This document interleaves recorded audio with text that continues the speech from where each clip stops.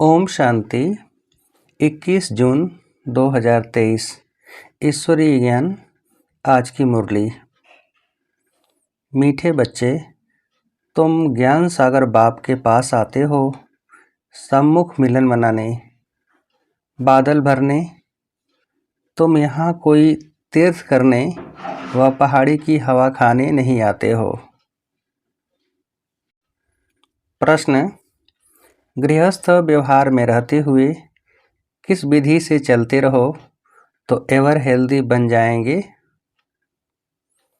उत्तर: ever healthy बनने के लिए सदैव बाबा बाबा करते रहो। तुम्हें सिखाऊं, तुम्हें संग घूमूं, सब कुछ बुद्धि से बाप हवाले कर दो। ऐसा समझकर चलो कि हम शिव बाबा की परवरिश के अंदर पल रहे हैं। किसी भी चीज़ में ममत्व न रहे। अर्पण करके उसके हुक्म से खाओ तो सब पवित्र हो जाएगा और तुम एवर हेल्दी बन जाएंगे। गीत। दूर देश का रहने वाला। ओम शांति। दूर देश के रहने वाले पास बच्चियां मिलने आती हैं। बच्चियां कोई तीर्थ पर नहीं आती हैं, वह पहाड़ी पर हवा खाने नहीं आती हैं। मनुष्य तो पहाड़ों पर जाते हैं हवा खाने, परंतु बच्चे यहाँ पर आते हैं माता पिता पास मिलने। यह जानते हो, माता पिता दूर देश के रहने वाले आते हैं पराये देश में। क्यों आते हैं? स्वर्ग रचने, उनसे मिलने लिए। बच्चे भिन्न भिन्न गांव से, कितना दूर देश से आते हैं। विलायत से भी आएंगे। किस लिए? कोई चीज़ देखने लिए नहीं। आत्माएं अथवा जीव आत्माएं आती हैं माता पिता से मिलने। माता पिता भी है दूर देश का रहने वाला। अब तुम किसके आगे बैठे हो? माता पिता के सामने बैठे हैं, जिससे स्वर्ग के सुख मिलने हैं, परंतु उनकी मत पर चलने से। इसलिए श्रीमत का इतना गायन है। भगवान वाच श्रीमत गाई हुई है, ब्रह्मा विष्णु शंकर की श्रीमत का गायन नहीं है। सबसे श्रेष्ठ माता पिता है जिसका गायन करते हैं। इस सृष्टि के रचयिता माता पिता का आह्वान करते हैं कि इस छीछी पतित दुनिया में आओ, हमको पावन बनाओ। अब वह पराये देश में आया है, तुम भी पराये देश में बैठे हो। यह रावण का देश है। यह अकासुर बकासुर पूतनाएं सूर्पनखाएं हिरण्यकश्यप आदि सब इस मनुष्य सृष्टि के मनुष्यों पर नाम हैं। असुरों का कोई दूसरा रूप नहीं है, न देवताओं का कोई दूसरा रूप है, न चार भुजाएं हैं तो वह भी मनुष्य और देवताएं भी मनुष्य, परंतु देवताओं का पावन देश में पुनर्जन्म था। सतयुग त्रेता जैसे ईश्वर का घर है। स्वर्ग में आते हो तो अपने घर में आते हो। अब हो पराये घर रावण के घर में, तो बाप आकर तुमको रावण के घर से छुड़ाते हैं, लिबरेट करते हैं। आधा कल्प तो तुम माया के देश में पुनर्जन्म लेते रहते हो। सतयुग त्रेता में तो राम राज्य अर्थात ईश्वर का राज्य है, क्योंकि ईश्वर ने स्थापन किया है। आधा कल्प वहाँ पुनर्जन्म लेते आए। आधा कल्प रावण के राज्य में पुनर्जन्म लिया। अब बच्चों को समझ पड़ी है कि हम किसके सामने बैठे हैं। यह टीचर भी है, सतगुरु भी है। तुम माताएं भी टीचर हो, सतगुरु भी हो। तुम भी पढ़ाती हो मनुष्य से देवता बनाने लिए। अब तो तुम आसुरी संप्रदाय से दैवी संप्रदाय बन रहे हो। तुमको कांटों से फूल बनाने इस रथ पर बाप सवार हो आए हैं। यह तो बच्चों से मिलने और देशों में भी जाते हैं, क्योंकि चैतन्य ज्ञान सागर है। जड़ सागर तो नहीं है जो डुबो दे, नहीं, यह चैतन्य है। गायन है आत्मा परमात्मा अलग रहे, तो परमात्मा भी आते हैं, तो उनसे मिलने आत्माएं भी आती हैं। कहाँ कहाँ से बच्चियाँ आती हैं, बाप भी चक्र लगाते हैं। भक्तों ने तो जहाँ तहाँ मंदिर बनाए हैं, जैसे क्राइस्ट के जड़ चित्र भी बनाते हैं। अब वह तो है देहधारी, और जो भी हैं ब्रह्मा विष्णु शंकर देहधारी हैं। इन सबसे ऊंचते ऊंच है भगवान। उनको अपना शरीर नहीं है, उनको तो सभी बाप कहेंगे, परमपिता गॉड फादर। उनको तो न स्थूल शरीर है न सूक्ष्म शरीर है। आते भी हैं जरूर, कैसे आते हैं यह सब भूल गए हैं। ऐसे तो नहीं कहेंगे श्री कृष्ण पतित पावन है, न श्री कृष्ण के शरीर में आकर पावन बनाते हैं। तो श्री कृष्ण भगवान वाचरांग हो गया। श्री कृष्ण के मुख द्वारा क्या रचे, क्या देवताएं? नहीं, पहले तो ब्राह्मण चाहिए, उसके लिए ब्रह्मा चाहिए, नहीं तो ब्रह्मा का ऑक्यूपेशन कहाँ। श्री कृष्ण का नाम लगाने से ब्रह्मा की बायोग्राफी गुम हो जाती है। श्री कृष्ण द्वारा सतयुग स्थापन किया तो ब्रह्मा का ऑक्यूपेशन ही गुम कर दिया। परंतु तुम बच्चे जानते हो, जो यहाँ आते हो, बाकी जो नहीं जानते वह समझेंगे कि यह भी एक सत्संग है जहाँ गीता सुनाते हैं। परंतु यहाँ कौन सुनाते हैं यह तुम बच्चे जानते हो। ज्ञान का सागर मोस्ट बिलवेड माता पिता सुनाते हैं। कितना मीठा कितना प्यारा है। तुम कोई मनुष्य को मीठा कह नहीं सकते, क्योंकि सभी कड़वे विकारी हैं। बाप उनको पावन बना रहे हैं, तो ऊंचते ऊंच है भगवान। उसके बाद जो भी मनुष्य होकर गए हैं, अभी वह सब पतित हैं। जब तक बाप आकर पावन न बनाए तो सब पतित दुखी रह जाते हैं। जैसे मनुष्य कहते हैं कलयुग हजारों वर्ष का है, यह तो इम्पॉसिबल है। महाभारी लड़ाई सामने खड़ी है, जिसमें मुक्ति जीवन मुक्ति के गेट्स खुलते हैं। तब तक कोई मुक्ति जीवन मुक्ति में जा नहीं सकते। सभी यहाँ भटकते रहते हैं, जैसे भूल भुलैया है। सभी ठोकर खाते रहते हैं, दरवाज़ा मिलता नहीं। चाहते हैं मुक्ति जीवन मुक्ति के गेट में जाएं।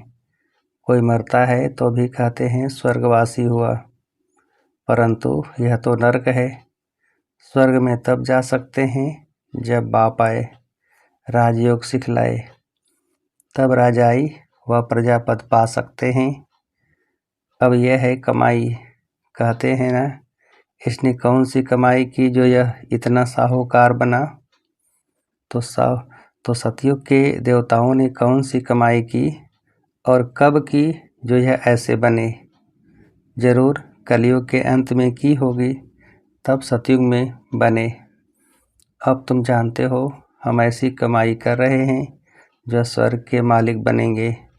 जरूर उसकी रिजल्ट तुम स्वर्ग में भोगेंगे। अब तुम कलयुग और सतयुग के संगम पर हो, उनको अलग युग कर दिया है। सारे कर्म अकर्म विकर्म की गति बाप समझाते हैं। कहते हैं बच्चे, अब जो कर्म मैं तुमको सिखलाता हूँ वही करो। इसको कलयुग नहीं कहेंगे। संगम युग का किसको पता नहीं है। जब सतयुग से त्रेता होता है तब भी किसको पता नहीं पड़ता कि सतयुग त्रेता का संगम पास हो रहा है। यह पीछे गाया जाता है कि सतयुग में फलाने राज्य करते थे, त्रेता में फलाने राज्य करते थे, द्वापर हुआ तो देवी देवता वाम मार्ग में चले गए। यह सब अब तुमको पता पड़ता है। यह ज्ञान और कोई में नहीं है। तुम ही वर्ल्ड की हिस्ट्री ज्योग्राफी पढ़ते हो, तुम्हारे पास एम ऑब्जेक्ट है। जो भी दुनिया में गीता पाठशालाएं हैं वहाँ वेद शास्त्र सुनाते हैं। एम ऑब्जेक्ट कोई नहीं है। स्कूल कॉलेज को पाठशाला कहते हैं। वह पढ़ाई और फिर भी सोर्स ऑफ इनकम है। जो तुम्हारे पास एम ऑब्जेक्ट है कि इस पढ़ाई से पावन वन मुक्ति धाम में जाएंगे, फिर वहाँ से पाठ बजाने सतयुग में आएंगे। तुमको सतयुग से कलयुग तक कौन सा पाठ बजाना है वह सारा पता है। तुम बादल यहाँ आए हो भरने के लिए।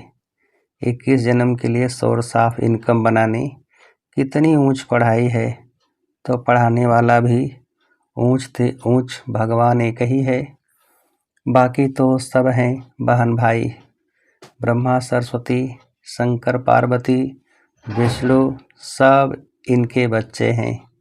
बच्चों को बच्चों से वर्षा नहीं मिलता है, वर्षा बाप से मिलता है। जो जैसा पुरुषार्थ करेंगे वैसा वर्षा मिलेगा। और पुरुषार्थ कितना सहज है। अच्छा, इतना ज्ञान नहीं सुना सकते तो 3 पैर पृथ्वी को लेकर छोटे कमरे में ही गीता पाठशाला खोल दो। बोर्ड में लिख दो, आकर बाप से 21 जन्मों के लिए वर्षा लो। छोटा बोर्ड ही लगाओ, उसमें लिखो कि 21 जन्मों के लिए स्वर्ग की बादशाही तुम्हारा ईश्वरी जन्म सिद्ध अधिकार है। भल आकर पूछो, तुम जिसको माता पिता कहते हो वह तो जरूर स्वर्ग का रचता है, तो तुमको जरूर स्वर्ग का वर्षा मिलना चाहिए। वह कहते हैं निरंतर मुझे याद करो और सबको भूलो। इनके साथ रहते हुए, सामने देखते हुए बुद्धि वहाँ लगानी है। बाबा का फरमान मिलता है तो सिर पर रखना चाहिए ना। बाप ऑर्डिनेंस निकालते हैं, बच्चे अब विष का धंधा बंद करो। और कोई से बात नहीं करते, बच्चों को ही समझाते हैं। बाहर वाला तो यहाँ सभा में कोई बैठ नहीं सकता जब तक 7 रोज आकर न समझे। कहानी है ना, इंद्रप्रस्थ में पुखराज परी एक पतित मनुष्य को ले आई तो उनको सजा मिल गई। तो यह कायदा नहीं, जब तक 7 रोज भट्ठी में नहीं डाला है, भट्ठी में स्वच्छ होने बिगर बैठ नहीं सकते। हाँ, कोई बड़े मनुष्य मिलने को आते हैं, सुनते तो है ना। सुबह का क्लास देखें तो ऊपर से पूछकर श्रीमत से बताते हैं। देखते हैं अच्छा है, उल्टा नहीं उठाएगा तो उनको थोड़ा पहले समझाया जाता है, फिर आने की छुट्टी देनी पड़ती है। तुम सबको समझाओ कि यह हमारे माता पिता हैं जिससे स्वर्ग के सुख मिलते हैं। यह बाप, टीचर, सदगुरु तीनों हैं। तुमको जैसे 3 इंजन मिले हैं, इसी समय तीनों इकट्ठे मिलते हैं। वहाँ तो अलग अलग मिलते हैं। पहले बाप, फिर टीचर और फिर वृद्ध अवस्था में गुरु करते हैं। तुम अब किसकी परवरिश के नीचे हो? शिव बाबा की, क्योंकि तुम्हारे पास जो कुछ भी है वह शिव बाबा को अर्पण किया है। तुम्हारी परवरिश जैसे कि शिव बाबा के भंडारे से होती है।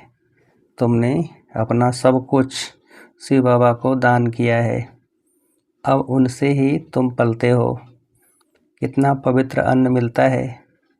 ऐसे कभी होता नहीं जो कोई धर्म दान करे उससे ही उनकी परवरिश हो। वह तो जिसको दान करते वह खा जाता है। यहाँ तो तुम शिव बाबा को देते हो तो कितना पवित्र बन जाता है। इससे तुम्हारी ही परवरिश होती है। बाप कहते हैं घर में रहकर ऐसा समझो सब बाबा का है। ऐसे समझ खाते हो तो हूबहू तुम शिव बाबा के भंडारे से खाते हो। इसमें कोई ममत्व नहीं।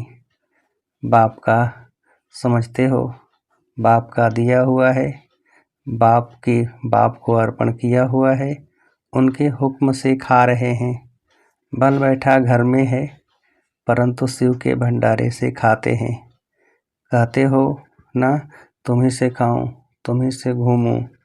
बाबा बाबा कहने से उनसे योग लगा रहेगा, एवर हेल्दी बन जाएंगे। यह है हेल्दी बनने की सैनिटेरियम। उस सैनिटोरियम में सारी आयु थोड़े ही रहते हैं, थोड़ा टाइम रहकर चले जाते हैं। यहाँ तो तुम बैठे हुए हो, एवर हेल्दी 21 जन्मों के लिए बनते हो। यहाँ आते हो किस लिए? आधा कल्प लिए। Ever healthy, ever wealthy, ever happy बनने लिए। इस ख्यालात से आते हो ना? यहाँ हवा खाने के लिए व तीर्थ करने तो नहीं आते हो। यहाँ आते हो शिव बाबा पास। बाप भी आते हैं पराए देश पराए तन में। गीता जो गाई हुई है, कुछ तो राइट होगा। आह्वान करते हैं बाप के आने लिए, तो ज़रूर उनको पतित से पावन बनाने लिए आना पड़े। पतित तो नहीं, परम धाम में उनके पास जाएंगे, पावन होने लिए जा नहीं सकते। हर एक भक्त की आत्मा पुकारती है कि बाबा आओ। बाप कहते हैं मैं आता हूँ सबकी गति सद्गति करने। सर्व के ऊपर दया करने वाला सर्वोदया तो एक बाप है ना। कौन सी दया करते हैं? श्रीमत देते हैं। श्रीमत तो मशहूर है, जिस पर चलने से श्रेष्ठ अर्थात स्वर्ग के मालिक बनेंगे। फिर जो जितना डायरेक्शन पर चले, कोई तकलीफ तो नहीं देते हठयोग करने अथवा तीर्थों पर धक्का खाने की। अमेरिका हो या फिलिपाइन हो, कहाँ भी हो, गृहस्थ व्यवहार में तो रहना चाहिए, परंतु रहते हुए कमल पुष्प समान रहना है। जनक का मिसाल है, तुम्हारा है राजयोग, वह तो कहेंगे स्वर्ग के सुख तो कागविष्ठा के समान है। परंतु भारत का राजयोग तो मशहूर है, इसको कोई जानते नहीं। प्राचीन योग तो प्राचीन बाप ही सिखाएंगे। गीता वेद शास्त्र आदि सब भक्ति मार्ग की सामग्री है। झाड़ को पूरा होना ही है, फिर इसी झाड़ को सब्ज होना है। तो तुम आए हो माता पिता पास रिफ्रेश होने, और घड़ी घड़ी आएंगे क्योंकि सम्मुख मज़ा आता है। यहाँ सदा के लिए तो बैठ नहीं सकते, ला नहीं, अपना गृहस्थ व्यवहार भी संभालना है ज़रूर। बाकी यह पाठशाला अजुन बहुत वृद्धि को पाएगी। यह विघ्न आदि न पड़े तो यह बहुत बढ़ जाए, इसलिए विघ्न पड़ते हैं। 5000 इकट्ठे बैठ कैसे पढ़ेंगे, इसलिए लिमिट है, जिनको बाप सम्मुख देख भी सके। बाप देखते तो आत्माओं को है ना, शरीर को नहीं देखते। जोर से देखेंगे तो उनको शरीर ही भूल जाएगा। चुंबक है ना, तो जैसे अनकॉन्शियस होता जाएगा। अच्छा, मीठे मीठे सिखिल थे बच्चों प्रति माता पिता बाप दादा का याद प्यार और गुड मॉर्निंग। रूहानी बाप की रूहानी बच्चों को नमस्ते। हम रूहानी बच्चों की रूहानी बाप को नमस्ते।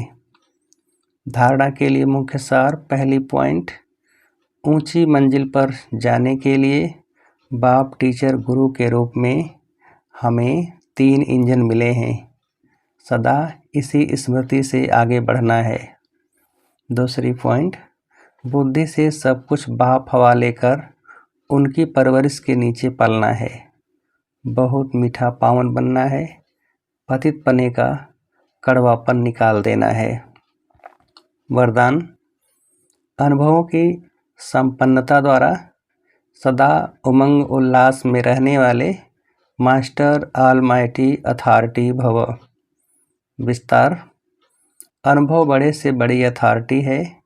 हर गुण हर शक्ति हर ज्ञान के पॉइंट के अनुभवों में संपन्न बनो तो चेहरे पर सदा उमंग उल्लास की चमक दिखाई देगी। अब सुनने सुनाने के साथ साथ अनुभवी मूर्त बनने का विशेष पार्ट बजाओ। अनुभव की अथॉरिटी वाले स्वयं को सदा भरपूर आत्मा अनुभव करेंगे। जैसे बीज भरपूर होता है, ऐसे ज्ञान, गुण, शक्तियाँ सब में भरपूर होने के कारण मास्टर ऑलमाइटी अथॉरिटी बन जाते हैं। स्लोगन: अमृत बेला विशेष प्रभु पालना की वेला है, इसका महत्व जान पूरा लाभ लो। अमृत बेला विशेष प्रभु पालना की वेला है, इसका महत्व जान पूरा लाभ लो। अच्छा, ओम शांति।